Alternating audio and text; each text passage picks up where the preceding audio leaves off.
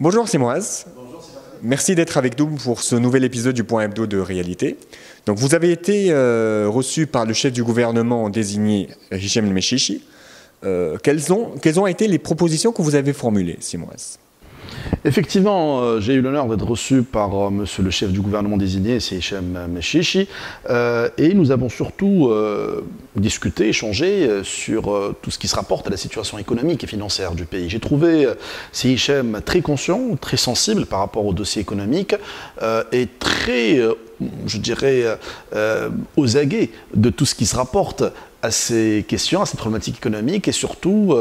donc il m'a demandé un diagnostic assez profond de la situation et des solutions et des moyens de sortie de crise. Donc pour le diagnostic, on était en harmonie parce que aujourd'hui on est tout à fait conscient, on est d'accord sur le fait qu'il y a un cumul de déficits dans le pays, qu'il y a des problématiques majeures au niveau de la structure ou de la structuration du modèle de développement de la Tunisie qu'il faut renouveler. Il y a des problèmes au niveau de la croissance économique, une croissance très négative au deuxième trimestre et sur toute l'année 2020 à cause du Covid, mais aussi dès le premier trimestre 2020, on a enregistré une décroissance économique en Tunisie. Donc là, il y a un essoufflement et puis une récession de l'économie nationale. Et surtout, on a discuté de la problématique des réformes, de la problématique des mesures urgentes à prendre, ce qu'on appelle des quick wins en quelque sorte, pour réformer, pour restructurer et pour donner un nouvel élan à l'économie nationale.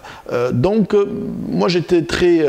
direct avec lui, je lui ai parlé du manque de confiance aujourd'hui chez les opérateurs économiques, je lui ai parlé aussi du climat des affaires qui est délétère en Tunisie, un climat des affaires qui n'encourage pas l'investissement. Aujourd'hui, l'opérateur économique n'a plus confiance et n'est pas encouragé à investir en Tunisie avec des taux qui sont vraiment conséquents, avec un coût d'investissement conséquent et surtout avec un manque d'infrastructures, des problèmes au niveau de la visibilité des réformes fiscales et aussi l'administration qui n'est pas très efficiente parfois pour répondre aux besoins, aux exigences des opérateurs économiques. Nous avons évoqué aussi des problématiques de fond par rapport à la position géostratégique de la Tunisie, par rapport à cette question de la relocalisation qu'on est en train de poser aujourd'hui au niveau international. Aujourd'hui, vous savez, après la crise, ou donc à la lumière de cette crise du Covid-19, donc l'Occident se rend compte de plus en plus que la Chine est devenue l'usine du monde et qu'il faut éventuellement rapprocher ou bien faire en sorte de relocaliser quelques industries, quelques services. Et la Tunisie pourrait donc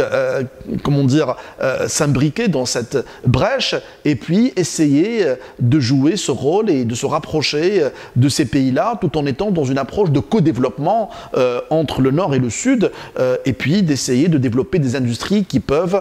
concurrencer les industries chinoises, notamment dans tout ce qui est industrie pharmaceutique, dans tout ce qui est énergie solaire, dans tout ce qui est digital, numérique, tout en étant proche de l'Europe. On ne peut pas concurrencer à 100% les Chinois, il y a des problématiques de coûts et ainsi de suite, mais le fait qu'on pense relocalisation aujourd'hui, qu'on pense proximité géographique, ça pourrait nous aider à avoir donc, je dirais, un avantage comparatif par rapport à la Chine. Et surtout, nous avons parlé de l'idée de créer une commission d'experts économiques qui va pencher sur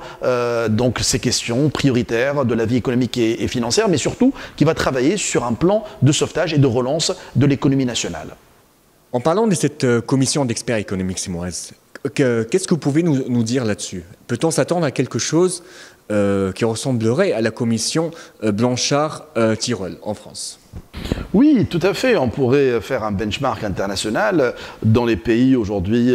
qui sont forts, qui sont stables. Il y a des commissions économiques qui se constituent périodiquement. Il y a des conseils d'analyse économique qui accompagnent donc les décideurs politiques sur les questions économiques, qui leur apportent des compléments d'éclairage, qui leur apportent des analyses, des études, des visions, des projets de réforme, des idées, des solutions pour donc faire avancer l'économie de chaque pays. Et c'est ce que j'essaie de proposer à Hichem El Meshishi, qu'il soit accompagné par une commission qui pourrait être une commission ad hoc, c'est-à-dire une commission qui va travailler sur 2-3 mois, composée d'experts économiques et financiers, composée de professionnels et de praticiens de la vie économique et financière, composée aussi des métiers représentatifs de l'activité économique, composée aussi des partenaires ou ce qu'on appelle des parties prenantes, des stakeholders, c'est-à-dire les personnes ou les organisations qui sont impliquées dans la vie économique et financière et sociale du pays. L'UGT peut être représenté représentés par ces experts, les partis politiques aussi, l'UTICA, donc l'Organisation de défense du consommateur, donc un ensemble, l'Ordre des experts comptables, un ensemble d'organismes qui pourront donc faire partie de cette commission qui va travailler sur tout d'abord donc une analyse assez profonde et surtout un diagnostic commun, parce que jusqu'à maintenant nous n'avons pas un diagnostic commun qui donc ferait office de diagnostic officiel par rapport à la situation économique et financière, et aussi de travailler sur